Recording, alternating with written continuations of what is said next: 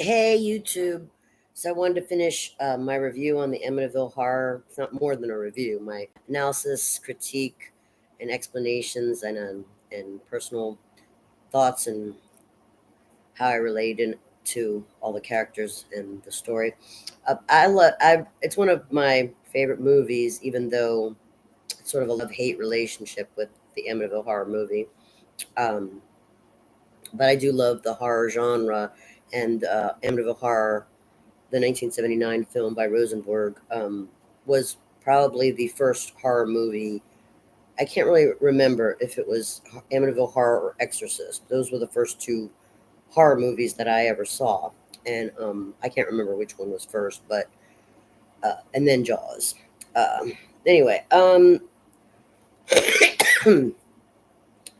want to finish this because I stopped my uh, review because I got emotional. Um, and I got really emotional about Jimmy losing the $1,500, and I understood why that drove George insane. And the reason I got so upset about that is because in my life personally, I have lost so many things in my life. It's 54 years. I felt like I never really had a home, a stable place to call home. Every time I buy something, it never lasts, whether it's a car or a dress or a pair of shoes or whatever. It always breaks or falls apart or somebody messes it up or steals it. And it's just, I mean, the pain of that, of having to buy things over and over and over and over and over and over and over and over and over and over and over and over and over when you know you've already bought it and you don't have it anymore and you need it or you want it again. And it is insanity. It's a very painful insanity. And especially if people were specifically doing that to you, like stealing from you or damaging your stuff because it wasn't theirs, so they didn't care. They didn't take any pride in it. Hmm. Why should they care if they fuck up your dress? It's not their dress. They don't love it. Anyway,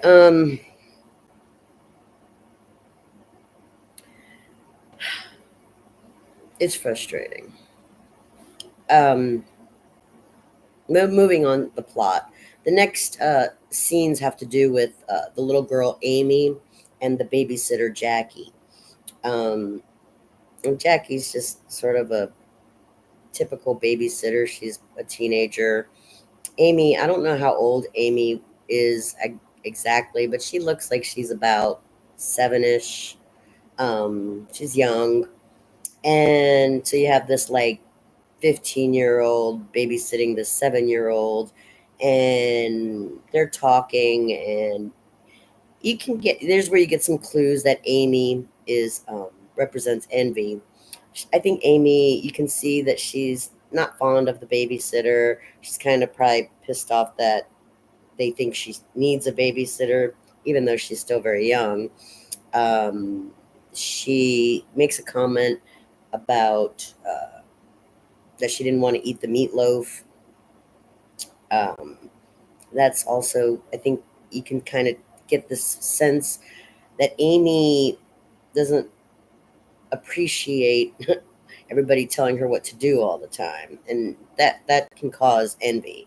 You start. This is why little kids want to grow up so fast. Why do they want to grow up so fast? Because they envy this pretense or this power that all the other people can tell them what to do. You have to eat this, you can't eat that. You have to stay in your room, you have to go to bed, you have to wear that outfit, you have to read that book. You have to. So I think if Amy is feeling envy, it's in her mind, she feels like probably that everybody else is freer than her, and she envies the freedom, if they are. That's always the real big, deep, mysterious question. Um, let's say she talks even her friend Jody. She blames Jody, this is really interesting because uh, the babysitter gets locked in the closet, bloodies her hand trying to get out of the closet. There's no lock on the closet door. There's no lock on the closet door. So Amy didn't lock her in there. But the babysitter could not get out of the door. Her hands got bloody as she was trying to break through the door. And when the parents came home and the babysitter was hysterical crying, they asked Amy, "Why didn't you open the door?" Amy says, "Jody wouldn't let me." Her imaginary pig friend, Jody, wouldn't let me. Now that's very deep and interesting, that quote, "Jody wouldn't let me." Maybe the ghost pig did said not to open the door. That's the possible. I mean, irrational, but possible. Or maybe hmm, that's a little snide comment from envy. Jody wouldn't let me. Wouldn't let me. Wouldn't let me. Wouldn't let me walk away from the table without eating the meatloaf.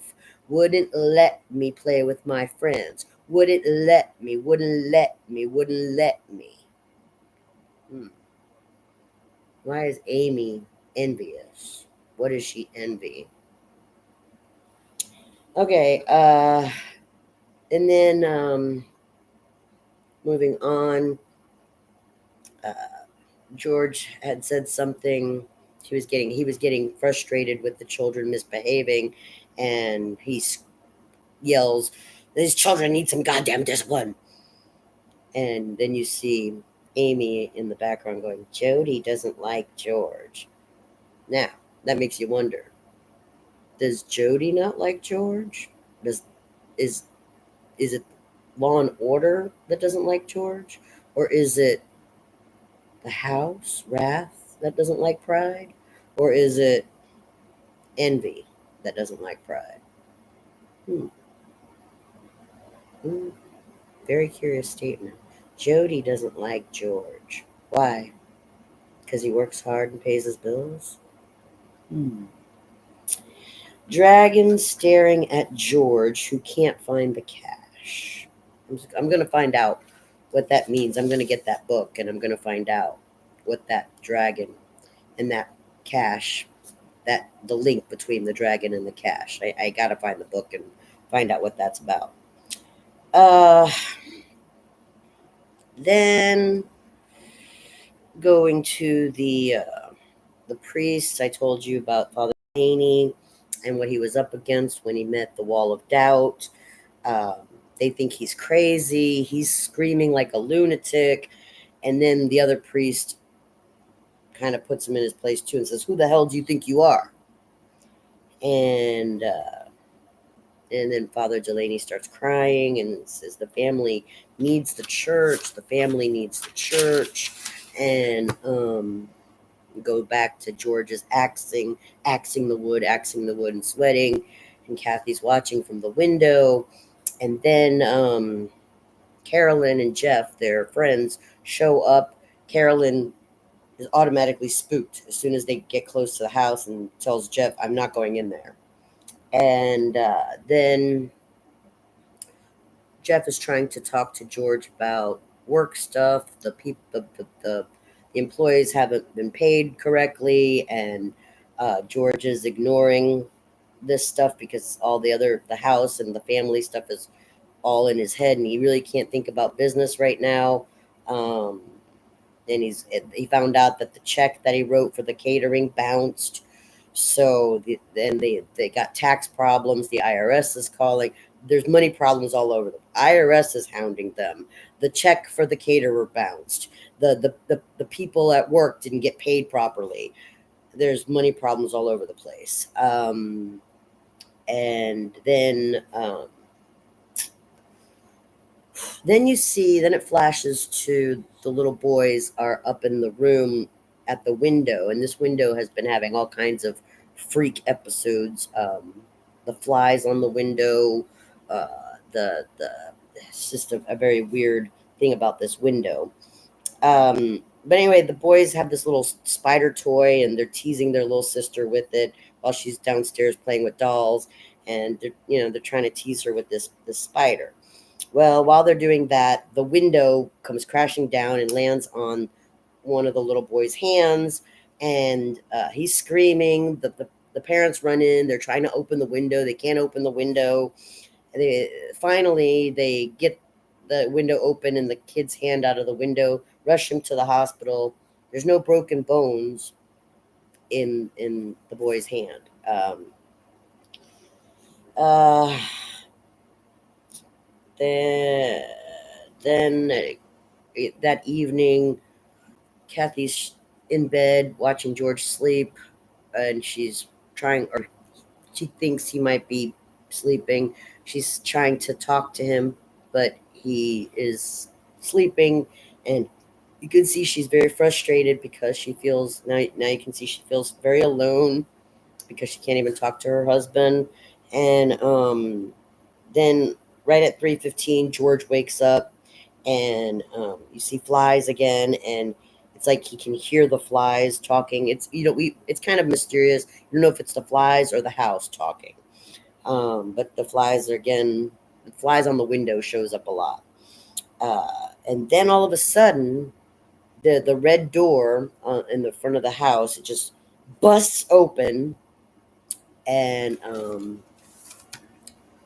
the they're trying to figure out how that happened because uh, they call the police, and there was no lock on the door, so the police don't believe that the door just mysteriously got smashed. Um, and the police are also acting just like the other priests, the wall of doubt. They don't believe George and Kathy about anything that they're saying. It's completely irrational and unreasonable, and so the cops are just blowing them off. And then all of a sudden, the sergeant, he's looking at George, and he's like, "Who are you?" Because he seems so familiar. It's like he recognizes him. He was his face, and then he realizes that he looks just like Ronald DeFeo Jr., the boy, the 23-year-old who killed the family. And he's like, "Oh my god!" Like he's like that now. He's a little bit shocked. This sergeant, who he can't believe that this guy looks just like that. George looks just like Ronald. Um, so then they're in the house. They've been in the house for a few weeks, and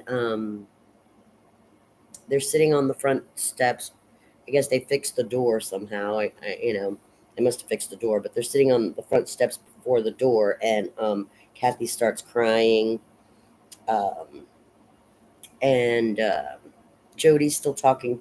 Excuse me, Amy and Jody. Yeah, Jody. We never really hear Jody talk. We only hear what Amy says that Jody's saying. But anyway, Jody, the imaginary pig friend, and Amy are still talking.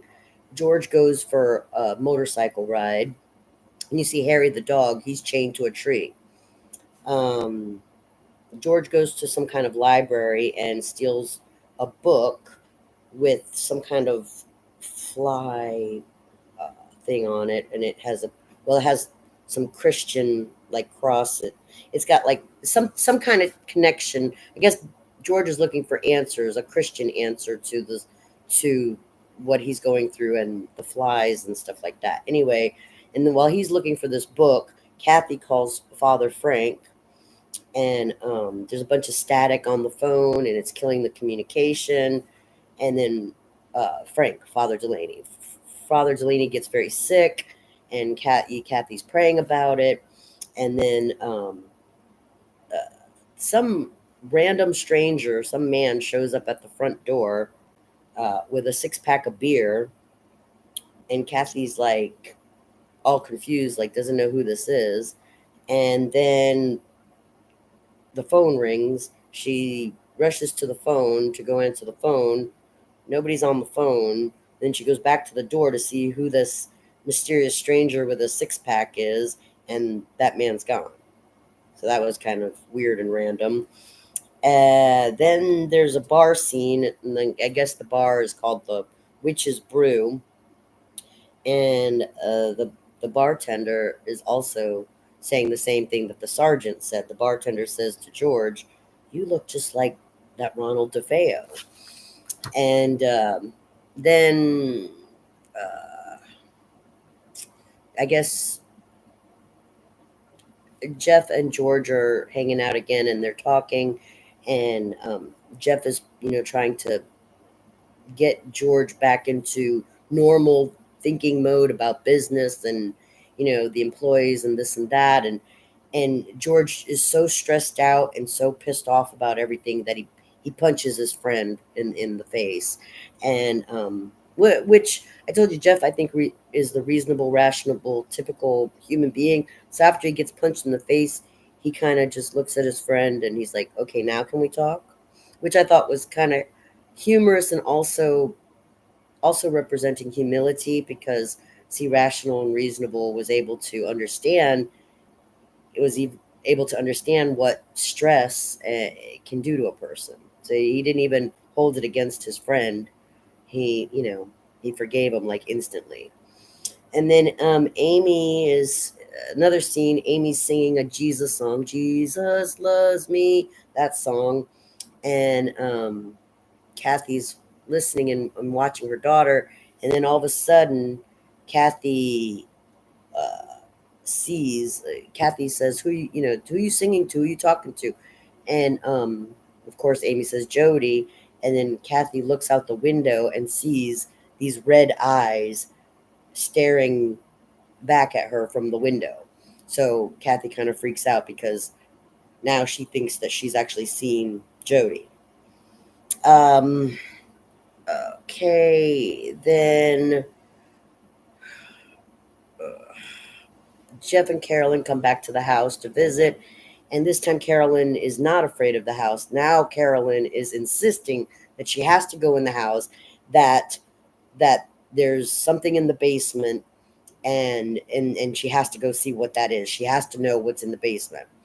And we also had some scenes where Harry the dog has been scratching and scratching and scratching at this particular place in the basement. So Harry and Carolyn both know that there's something going on with this particular spot in the basement.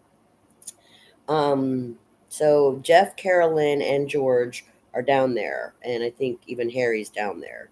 Uh, and they're looking at this spot, and Carolyn starts just rambling about her intuitive thoughts and feelings about this, and um, George is kind of listening and also realizing that Harry's been sort of obsessing about this spot also.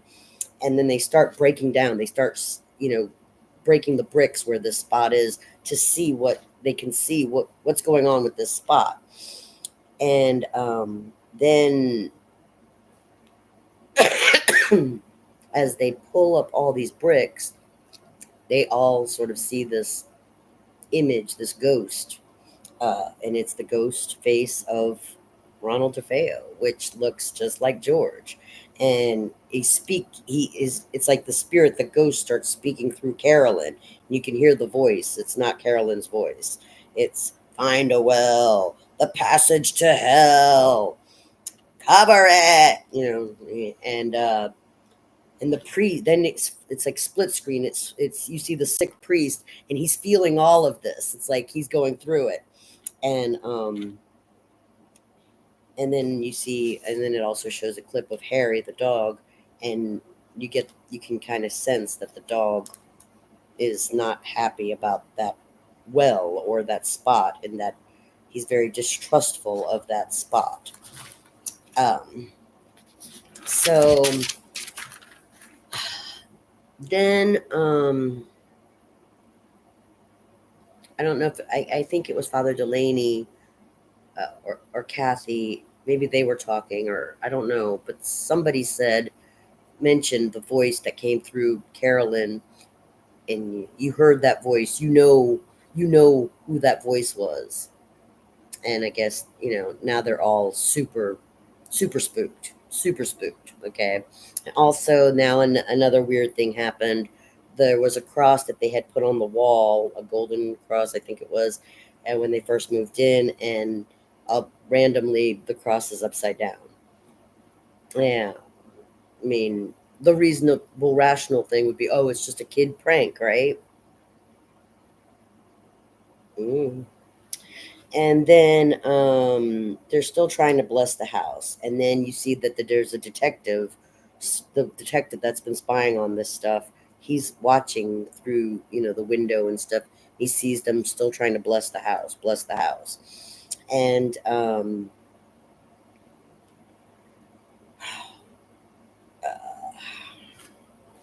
yeah, there's still a bunch of stuff going on at the church. Father Delaney knows he's all alone. And, he's begging Jesus to help him help the family. He's praying so hard. And while he's praying, the the the the, the statues. Catholics have statues. Mary, Joseph, Jesus. We have a bunch of statues.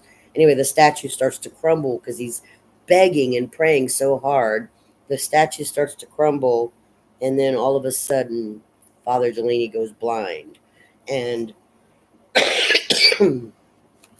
um, he kept begging God and Jesus to give the family strength to survive whatever they needed to survive from that haunted house. And then he goes blind. And my analysis of that is that God is going to grant them what they need, but the sacrifice is Father Delaney goes blind so that the family can get the blessing because that house is that bad. um, Then you see George in the house, and I don't know if he's looking at the fire or what, but this is where he's coming undone again, and he starts screaming to the house. It's like he realizes now that the house is wrath. It's like this moment he finally realizes it. So this is pride and wrath now, and George screams at Wrath, "What do you want from us?" And uh, and then he screams at Wrath again, "God damn it, this is my house!" And Pride is screaming at Wrath. And then Kathy has another nightmare. Now, this one is not just like the house, whispering past events to Kathy. Now, Kathy's having a Joseph type of dream. Now, Kathy's having a premonition dream because she sees in her dream George going after her daughter, Amy, with an axe. And she wakes up and she's terrified and she's trying to be reasonable and rational about it. And she's scared. She doesn't want to show. Oh my God, is this really gonna happen, or is this just a stupid dream because I'm so stressed out? Then you see another breakdown from Pride, and George is pulling his hair out. Mother of God, I'm coming apart, and he's crying. Tears falling from his bloodshot eyes, and then. Uh, Kathy goes to her husband and sees that his ankles are cut up, and she's saying, "Are you okay? Are you okay?" She keeps trying to do, the compassionate wifely stuff, and he just like snaps at her, "Stop nagging!"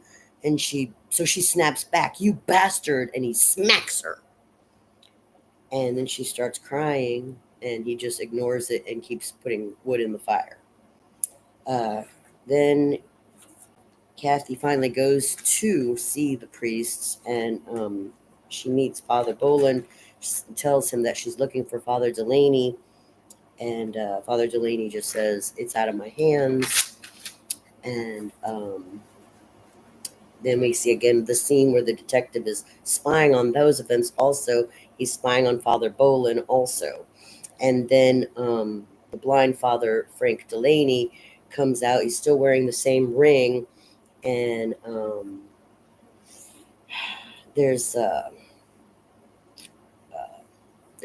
think that ring was also significant to his secular education, which is why Father Boland, representing the fence, is sort of, their relationship is a very in- important relationship, the fence and the faith. The ring is a secular ring, and it represents Father Delaney's secular education, and Father Bolin is representing the fence between religion and law and order. So they're both, I mean, they both go through the same kind of emotions. It's just that Father Delaney handles it with honesty, and Father Bolin handles it like a stoic. And I think that's what you kind of see there. George sees Jody's eyes in Amy's window, so I guess he also saw the pig eyes, just like Kathy. Kathy sees George with an axe, and he's looking for Amy. Now, going back to the demons that I think they represent, so you see Pride with the axe, and you see Amy, the daughter, representing envy. Now, why would Pride want to kill envy? Yeah, is it some kind of delusion that Pride is having, that envy wants to destroy Pride for wanting this house or claiming this house? Or is Pride just sick of envy in general because he doesn't feel like there's anything to be envying? I don't know. But anyway, or is it just Ronald DeFeo's ghost wanting to kill his sister again? Who knows? So anyway, he's looking for Amy. The kids are hiding now. They're totally spooked and paranoid, and they really think that George or whoever is going to kill them. And Kathy basically risks her life. This is the heroic moment for Kathy. Even if she does represent sloth, she does not hesitate to risk her life for her children. She throws herself in front of this crazy lunatic with the axe and screams and cries, "Don't kill my babies! Don't hurt my babies!" And then he snaps out of it. Then George comes back, and you see the walls start to bleed, and then he realizes, oh my god, what the fuck just happened, And then Harry is down at the basement, and Harry's still fixated on the basement, and he watches the whole basement explode. So the walls are bleeding, and the whole basement explodes. The glass in the windows break. There's blood coming down the stairs. Um, the and they're just, this is it. That they're done. When George snaps out of it and he realizes, oh my god, I was like insane. Holding an axe, going toward the children like that, he snaps out of it. He's like, we're getting the fuck out of here, that's it.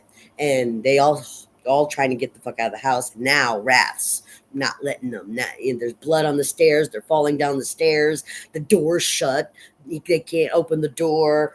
um, you know and they finally get out the door, get in the van, and they start pulling away. And all of a sudden, Amy says, Harry. Envy doesn't want to leave Harry, who represents lust, behind.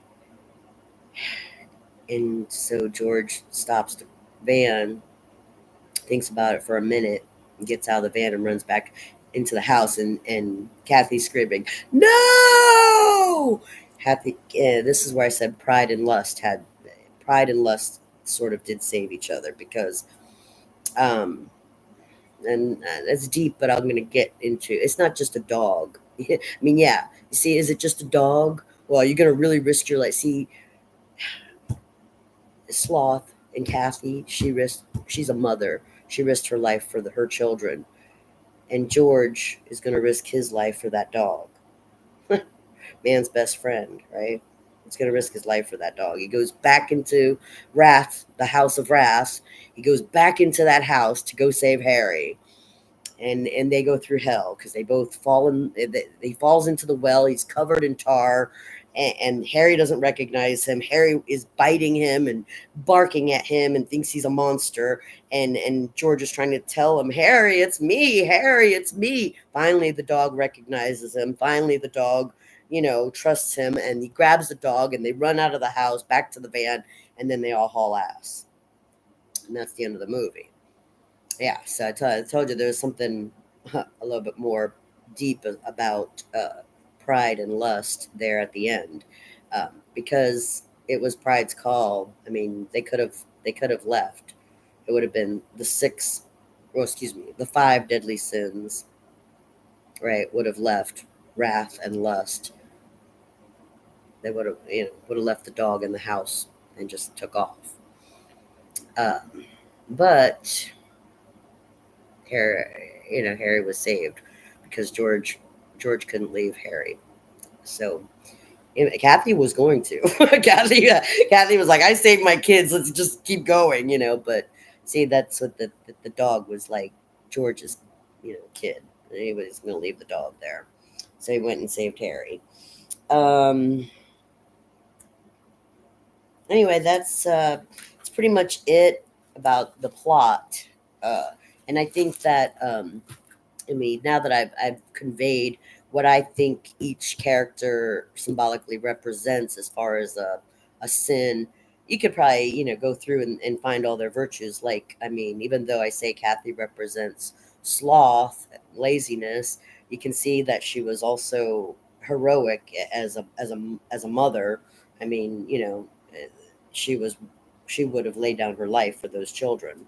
So, that's why I said they had virtues also, and pride. George was looking like a total insane lunatic because pride was eating at him so bad, but yet he was also brave enough to go back into the house of wrath just to save a dog. That's a virtue, courage. All right. Well, anyway, that's all I want to say about that. And it's a great movie. I am going to get that book. And when I do get that book, if I find the secrets, the answers to the questions that are still in my mind regarding some of the things in this movie, I will also share that with you after I find that book and find those answers.